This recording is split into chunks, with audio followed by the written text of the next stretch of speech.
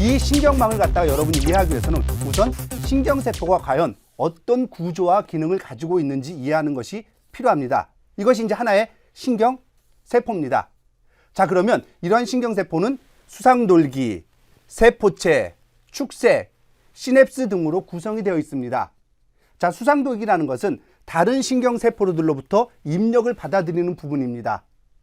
그리고 세포체는 수상동기를 통해 가지고 들어온 모든 입력들의 합을 계산한 다음에 이와 같은 합이 일정한 임계치 이상이 되게 되면 활성화돼 가지고 활동 전이, 흔히 우리가 말하는 스파이크, 어떤 정기적인 신호를 발생시키는 그런 부분이 바로 세포체가 되는 겁니다.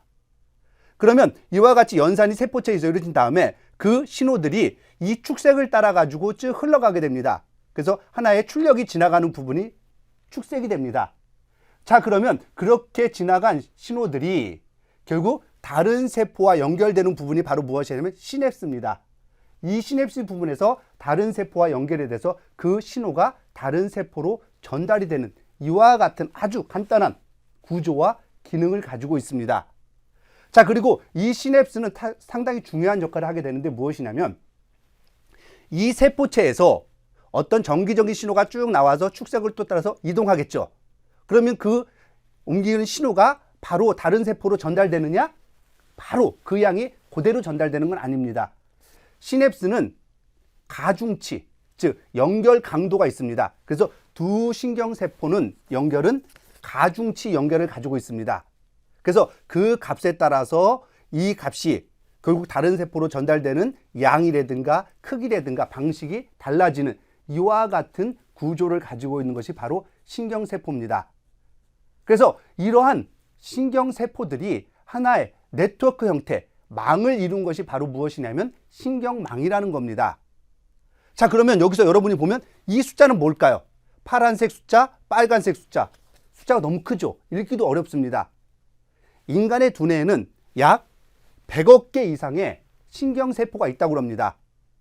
그리고 이와 같은 100억 개 이상의 신경세포들이 서로 연결되는데 그 연결이 여기서 보면 60조 이상의 연결 관계를 가지고 있어서 비록 신경세포 하나는 구조와 기능이 아주 간단하지만 이것들이 연결됨으로써 우리가 원하는 복잡한 그와 같은 정보 처리도 가능하게 만드는 그런 기능을 가지고 있는 것이 바로 신경망이다.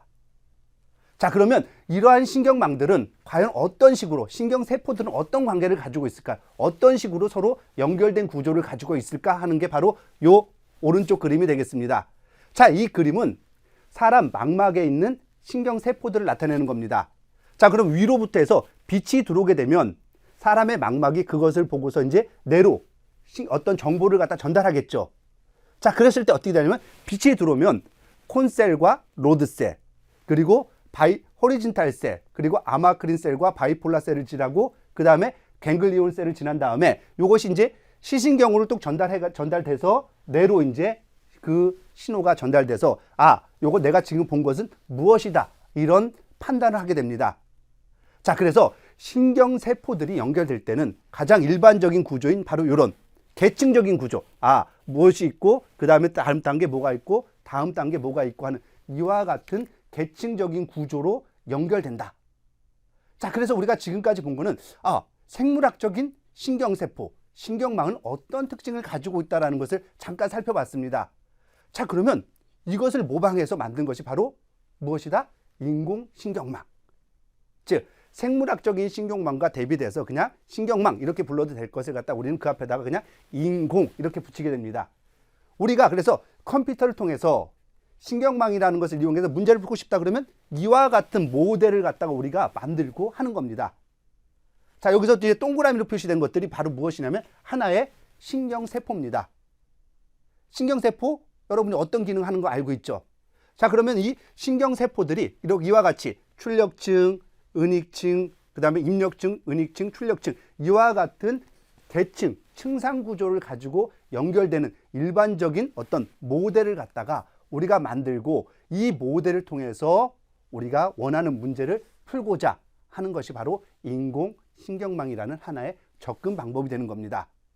자, 그리고 이와 같이 하나 이상의 은익층을 가지고 있는, 그래서 이걸 갖다가 다층, 층이 여러 개다 그래서 다층이라고 부르고, 그리고 신호가 밑에서부터 하면 은익층으로 가고 은익층에 있는 신호가 출력층으로 전달되는 이와 같은 어떤 정보의 흐름을 가지고 있습니다. 그래서 한 개 이상의 은익층을 가진 전방향의 다층 신경망을 갖다가 우리는 뭐라고 그러냐면 다층 퍼셉트론이라고 부르고, 이 퍼셉트론에서 결국은 어떻게 학습시킬 건가 하는 방법이 잘 알려진 오류 역전파 알고리즘이라는 것이 있습니다.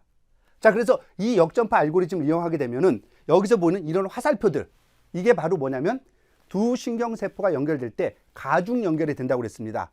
그래서 그 가중치들을 결정할 수 있고, 이런 가중치들을 결정하는 것이 바로 신경망에서의 학습이다. 자, 그래서 그렇다면 이 신경망의 학습을 통해서 뭔가 배우게 된다면 새로운 데이터가 들어왔을 때 스스로 거기에 적응하고 또 그것을 갖다 해결할 수 있는 능력을 갖게 된다는 겁니다. 이렇게 적응 능력과 학습 능력을 갖다가 부여해보자 하는 것이 바로 무엇이냐면 인공신경망이다. 이렇게 여러분이 정리를 해보시면 되겠습니다.